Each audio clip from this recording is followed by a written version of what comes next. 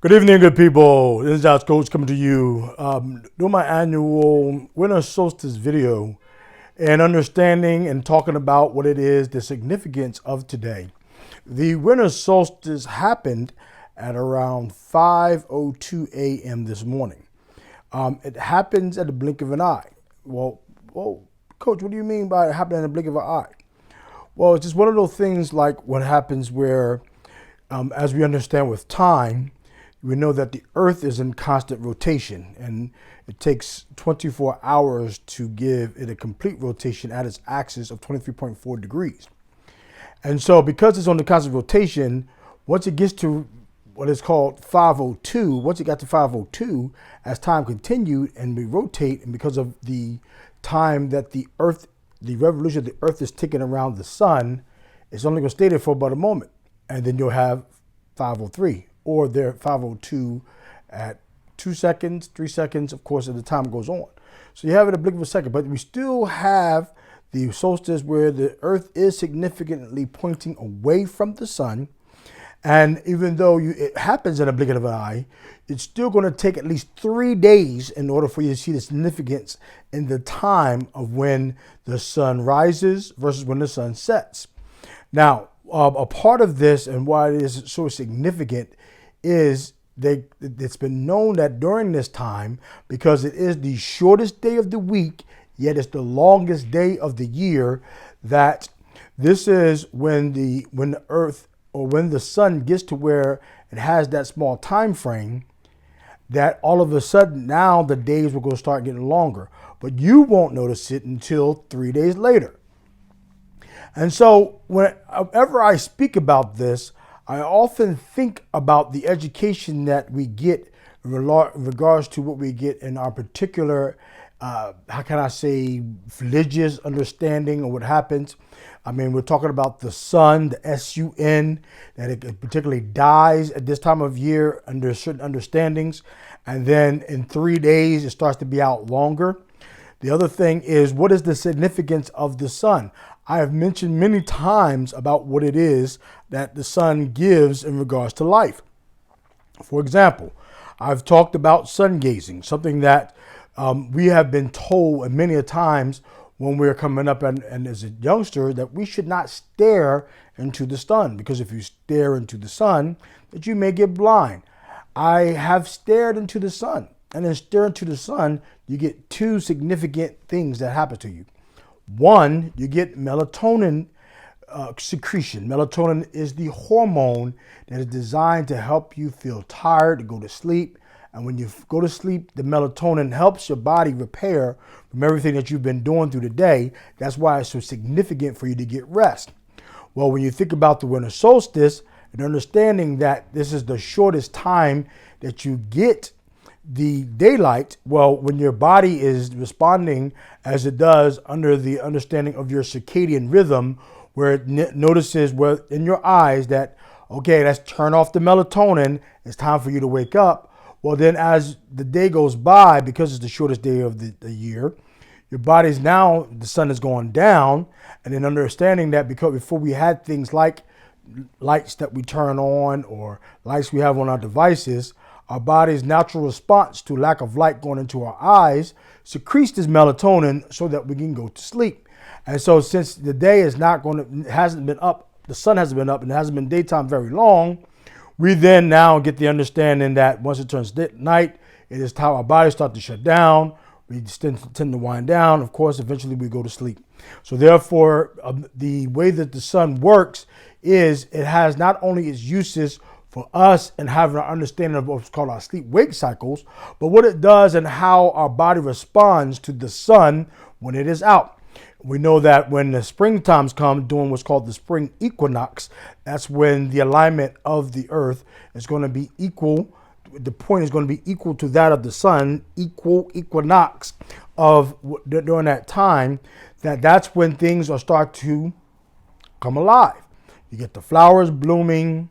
You get the trees' leaves start to grow. Those hibernating animals wake up, and everything starts to come alive. Now think about this for a second.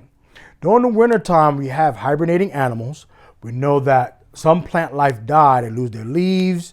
whatever it is that actually responds to the chlorophyll, all dies. And so along with the sun not being out in the short day and everything dying as a result of, it started, of course, during the fall equinox, but you know that all of that should be completely gone with the exception of our evergreens and other plant lives and animals that operate while the seasons are going where they're going, then everything is dead. But now as the sun now starts on its third day and it is out longer, then now what happens is, well, the winter season goes through, and then you get into the spring where it starts to warm up. As that warm up conditions, the temperature is perfect for life, and it also allows that of which we want to see come alive. I grow a garden, so it would be beneficial to me to have as much sunlight as possible so that my garden will thrive. Also other animals. Bees, as they are traveling, they notice colors different from what we do. But those colors cannot be seen, of course, in darkness. You need light in order to reflect these colors so that the bees can find the flowers so that it can extract what it needs from these flowers. Of course, transferring pollen from one flower to the next, allowing flowers to procreate. The bees using what it needs to take back to its hive to not only feed the young so that it can procreate. And as I can go on and on and on what does happen. Now, of course, we get right before the equinox, you get groundhogs who wake up from their slumber of hibernation. Groundhog Day. If the groundhog sees their shadow, then we don't have 2 more weeks of winter. Of course, that's how it goes. If it does not see a shadow, then we get 2 more weeks of winter. So there's so many things that occur after today, after the 3 days, with that sun coming out and staying out after 3 days longer. Now the life that we get on the planet, that we now have life, and then as spring comes, we'll have life more abundant. Now, where again did you hear that? And so as I think about this, and we're talking about how we relate this time in which we're talking about the holiday season, you have Christmas and the New Year's and all these things that are going on, and a lot of this seemed to be right around the time when the solstice takes place. Now, I want you to notice this. Today is December 21st. And because it is December 21st, 3 days later, now it's December 24th. Now we get that longer period of time of the sun staying out. What is the date after December 24th? You guessed it, December 25th. What is that day? What are we celebrating? Now we're talking about the birth of the sun. And then now talking about the birth of the sun, we're also talking about the birth of the sun, the S-U-N, because of the amount of time that it will be out during that time. And a lot of this was celebrated long before we had this book we call the Bible, and which we have calls to give us our religion, our theology, and all these other things.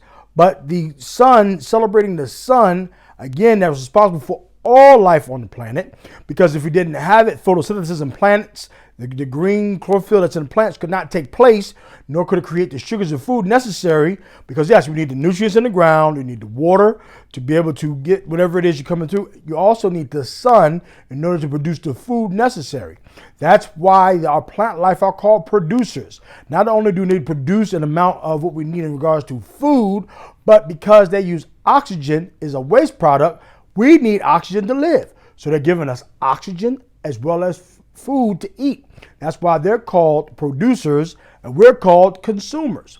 Well, we need to consume these things in order to live. If we don't consume the flowers or the plants, what have you, ourselves, then of course, because we eat certain things like meat, well, the meat that we eat tend to need those flowers in order to eat. And so by getting the food from those flowers that have been produced from the sun, now that the sun is staying out longer, giving us the energy to be able to do so, now that energy transfers into that animal that we eat, and then we eat that animal. Again, all life. And so it's all life, to the most microscopic of organisms, to the biggest life that exists in the ocean, the blue whale. They all need the sun to produce this life, abundant life. Think about these connections, see how these things come together, and see how it is that we are now kind of misled in so many ways, but I won't go too deep into that. But it is so important that we have this, because there's another thing that occurs with the winter solstice? Well, because it is the shortest day and the longest night and the longest time of darkness, what happens is we develop this appreciation. It's amazing how this system works and in the development of the human body and how the human body responds to all of these things. Can we control how long the sun is out? No. All of these things are doing it on its own without the assistance of anyone else. So we don't have our hand in it. But we get our appreciation from what it is that the sun is doing. So now when the days are longer, we develop this appreciation for it. The other thing that happens is because the things that typically uses the sun to live now get to take a break. Now we can get to rest. Don't constantly have to keep producing, keep working, all this. Just like how we go and rest at night, these plants have to rest. The other thing, a lot of times people aren't aware, why is it around this time of year I feel so drab and down and I really don't? Well, part of that is your body is producing more melatonin. And you get that signal because the sun has gone down. Or you don't, of course, we know that the Earth's rotation determines the days, but because of the rotation at this point around the sun, then the days are shorter and the nights are longer. And because they are, you tend to feel tired and sleepier. So what should you do? Well, there are things that you can do to make sure, again, just like the things outside that are resting because it's not getting as much sun because the sun is not out, so should you. And then what do you do? Well, your body needs to rest. Your body needs to get what it needs so that when it's time for you to start using what have you and doing the work, you can do so because your body is resting because of the amount of nighttime that you're getting as a result. Then as the sun starts to stay out longer, you'll start getting now staying awake, you get more energy. With more energy, you can do things.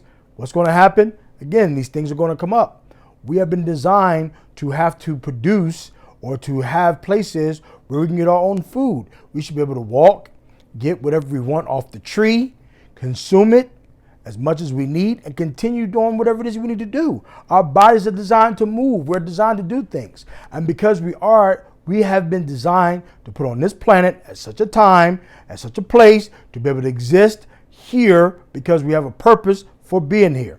Just like we have a purpose, the sun has its purpose as well. And because it does, it comes out longer during the summer solstice and shorter during the winter solstice. So we should appreciate the solstice as what it represents, what it means, what it is to come, and how it is designed, and what it is that the sun it does for all life on earth. The North Star. A lot of people aren't really aware about what's happening with the North Star. But the North Star during this time, if any one of you who have a telescope and can be able to look out into space, on this time, you notice that when you're looking in the sky, you'll see the stars will be in one area, and then time will pass by and the stars will be moving to the next. Well, during this time, during the solstice, the North Star appears to be standing still. And the reason why it is standing still is, again, we're talking about the North Pole, the axis of the Earth pointing on that 23.4 degree direction toward that North Star. Again, giving you an understanding of the winter solstice. What is it that's significant, again, about that North Star? Why is it that it's important? Well, we know that if we have done our studies, again, under religious theology, that was the star that was followed because they knew that there was a son that was born. Again, before the beginning of the winter solstice, it is stated that the sun dies because of the amount of time, the shortness of daylight that's going to be around. 3 days later, now the sun is staying out longer, and now you're going to get the winter season is going to start to get more daylight because the sun is going to start. The sun is born, 3 days later, now it's alive. We get that story of there's a son that was born following the North Star, follow the North Star to where we'll find where the sun is located. Again, same thing. All these things have some connection, and we really need to be paying attention to what's going on. I strongly urge, especially since what we've been going through during this time because of the severe circumstances what we're dealing with. There are things that are happening, and as these things are happening, you are not being asked on whether or not you can control it, because what is happening is a force that we cannot see and yet is causing great harm. And during this time, we need to keep ourselves as safe as possible so that we could not succumb to what's going on. The other thing that daylight gives us is vitamin D. Vitamin D helps support our immune system, something that we need in our healing process. You are now get exposed to this deadly issue that could potentially kill you. You need as much vitamin D as possible. You want to know the truth as to why it is that during this time, many of us get sick and have colds and flu and all these other things? Well, a lot of it has to do with when we are going outside, we're covering up most of our skin. And by covering up our skin, we are not allowing the sun to get to our skin to create the development of vitamin D. The only portion that we may have exposed, is our face. So we got the shorter day and a lack of exposure to the sun. Because when we do go out, we're not getting those UV rays to create the vitamin D to our bodies. So in doing so, we need to protect ourselves and do things for ourselves to make sure that whatever these millions and trillions of diseases that our bodies are exposed to, that we keep them under subjection. And the way we keep them under subjection is making sure that we create conditions within ourselves so that these illnesses will not do anything to us. Even the one that we're protecting ourselves with by wearing masks, social distancing, and making sure we're washing our hands as much as possible. So I want you to take this time during this solstice, appreciate your family, understand the days will get longer, that life will then begin to produce again during this winter solstice.